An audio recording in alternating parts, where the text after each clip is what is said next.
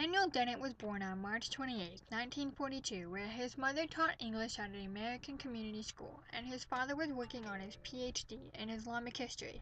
Shortly after Dennett was born, World War II began, and his father worked as a secret agent for the OSS, only to be killed in an airplane crash on a mission when his son was only 5 years old. Around the time Dennett was a preteen, he went to camp, where a counselor first suggested he might have the mind of a philosopher. However, it wasn't until later the idea fully formed when he picked up a copy of Quinn's From a Logical Point of View. He went on to Harvard University to study philosophy, where he got his bachelor's degree. To continue his education, he went on to study under Gilbert and Ryle at the University of Oxford for his doctorate degree. He is now a professor at Tufts University, where his main areas of study are philosophy of science, philosophy of the mind, and philosophy of evolution.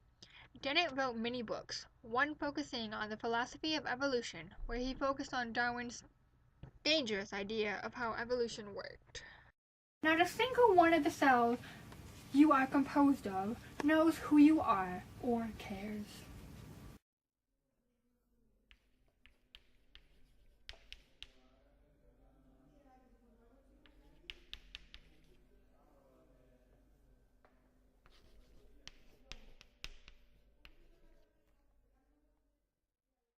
Dennett has also helped construct the designs for museum exhibits such as the Smithsonian Museum, Museum of Science in Boston, and the Computer Museum in Boston.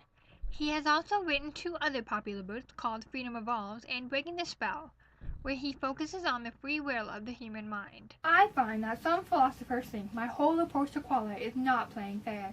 I do not respect the standard rules of philosophical thought experiments. Nowhere is it written that the true materialistic theory of consciousness should be blandly intuitive. I have all along insisted this theory must be counterintuitive.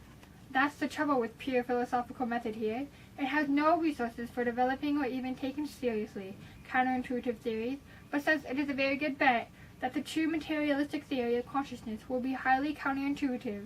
This means that the pure philosophy must just concede importance and retreat into conservative conceptual anthropology until the advanced science puts it out of its misery.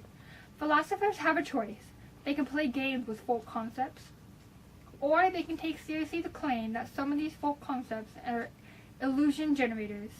The way to take the prospect seriously is to consider theories that propose revisions to those concepts. You can find Dennett today still teaching his students confidently about his findings.